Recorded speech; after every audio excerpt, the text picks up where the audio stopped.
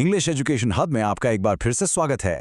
हम स्पेंसर की the fairy queen पर अपनी सीरीज को आगे बढ़ा रहे हैं और आज हम चलेंगे सीधा बुक 4 की दुनिया में। इसका टाइटल है द लेजेंड ऑफ फ्रेंडशिप। देखिए, अगर आप हमें फॉलो कर रहे हैं तो आपको पता ही होगा कि हर बुक एक वर्च्यू, एक गुण की कहानी है और ये बुक ये सेलिब्रेट करती है दोस्ती को। तो चलिए शुरू करते हैं। तो देखिए, स्पेंसर इस बुक की शुरुआत एक बहुत ही खूबसूरत कोट से करते हैं। वो कहते हैं, but of them all the band of virtuous mind me seems the gentle heart should most assured bind. इसका मतलब क्या हुआ? सीधा सा मतलब है कि सभी बंधनों में से जो नेक दिमाग का बंधन होता है ना, वही एक नरम दिल को सबसे मजबूती से बांधता है। सोच के देखिए, ये एक लाइन पूरी किताब का सार है, उसका एसेंस है। बुक 4 का पूरा सेंट्रल थीम दोस्ती की इसी जबरदस्त शक्ति पर है, जिसे स्पेंसर ने एक खास नाम दिया है, कॉन्कॉर्ड, यानी कि हार्मनी और तालमेल। Okay, so Introduction, The Legend of Concord. अब देखिए, इस बुक का जो ऑफिशियल टाइटल है वो है the legend of Campbell and Telemont. लेकिन जैसा कि स्पेंसर के साथ हमेशा होता है, यहाँ एक गहरा मतलब, एक एलोगोरी छिपी हुई है। कैम्बेल और टेलेमॉन्ट की कहानी तो बस एक जरिया है। असली सब्जेक्ट, इसका जो दिल है ना, वो है दोस्ती का गुण, वही कॉन्कॉर्ड जिसके बारे में हमने बात की।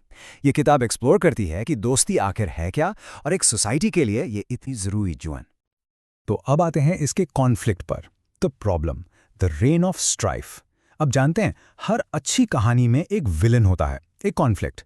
यहाँ बुक 4 का जो मेन कॉन्फ्लिक्ट है वो है कॉन्कॉर्ड और स्ट्राइफ के बीच की लड़ाई, यानी हार्मनी के खिलाफ झगड़ा। एक तरफ है सद्भाव और दूसरी तरफ है कलह, और इस कलह को स्पेंसर ने कैरेक्टर बना दिया है।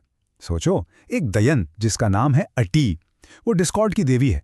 मतलब जहां वो जाती है वहां फूट और झगड़े शुरू हो जाते हैं। और ये जो स्लाइड आप देख रहे हैं ना, ये इस बुक का पूरा एलेगोरिकल कॉन्फ्लिक्ट है। एक तरफ है 8 जो स्ट्राइफ को रिप्रेजेंट करती है। वो हर तरह के कॉन्फ्लिक्ट, जेलसी और सोशल केओस यानी सामाजिक गड़बड़ी की जड़ है। और बिल्कुल उसके ऑपोजिट दूसरी तरफ है कॉन्कॉर्ड यानी फ्रेंडशिप। ये हार्मनी, लॉयल्टी और सोशल ऑर्डर का सोर्स है। बुक 4 में जो कुछ भी होता है, हर लड़ाई, हर गलतफहमी, वो इसी बुनियादी संघर्ष से निकल कर आती है, 8 वर्सेस कॉन्कॉर्ड। तो ये अत्ते करती क्या है? उसका इन्फ्लुएंस बिल्कुल जहर जैसा है। सबसे पहले वो फेंट फ्रेंडशिप यानी झूठी दिखावे की दोस्ती पैदा करती है। फिर लोगों के बीच जेलसी और अफवाहें फैलाती है। इससे होता क्या है? नाइट्स आपस में बेवजह लड़ने लगते हैं। बेसिकली वो हर उस चीज को कमजोर करती है जो एक सोसाइटी को जोड़कर रखती है। उसके कारण अच्छे से अच्छे दोस्त भी एक दूसरे के दुश्मन बन जाते हैं। इसका एक परफेक्ट एग्जाम्पल चाहिए तो चलिए फ्लोरीमेल की जादुई गर्डल यानी कमरबंद की कहानी देखते हैं। अब इस गर्डल की खासियत यह है कि यह सिर्फ उस औरत को फिट आती है जो चैस्ट और वर्चुअस हो।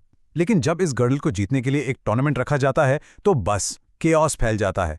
खूब लड़ाई झगड़ा होता है, नाइट्स एक दूसरे से लड़ते हैं, उनके अंदर जेलसी और शक पैदा हो जाता है। और ये सब किसका किया धरा है? बिल्कुल सही, ये सब आते के फैलाए हुए डिस्कॉर्ड का ही नतीजा है। लेकिन इस अंधेरे और कैओस के बीच स्पेंसर हमें उम्मीद भी दिखाते हैं, कॉन्कर्ड की ताकत। और इसका सबसे मजबूत एग्जाम्पल है ब्रिटोमॉर्ट और आर्टिगल की लव स्टोरी। हमने बुक 3 में देखा था कि उनकी कहानी शुरू हुई थी, और यहाँ बुक 4 में उनका रिश्ता एक ऐसी शक्ति बन जाता है जो कॉन्फ्लिक्ट को खत्म करती है। एब स्पेंसर के लिए ब्रिटोमार्ट और आर्टिगल का प्यार सिर्फ एक रोमांस नहीं है, नहीं, ये उससे कहीं ऊपर है। ये है a band of noble minds, यानी नेक दिमागों का एक बंधन जो वर्च्यू यानी सद्गुण से बुना हुआ है। ये एक ऐसा पक्का रिश्ता है जो कभी टूट नहीं सकता। स्पेंसर कह रहे हैं कि यही सच्चा प्यार है, यही सच्ची दोस्ती है, और यही एक हेल्दी सोसाइटी की नींव है। और अब आते हैं इस बुक के बिल्कुल सेंटर में, इसकी टाइटल स्टोरी पर, the climax, the legend of friendship.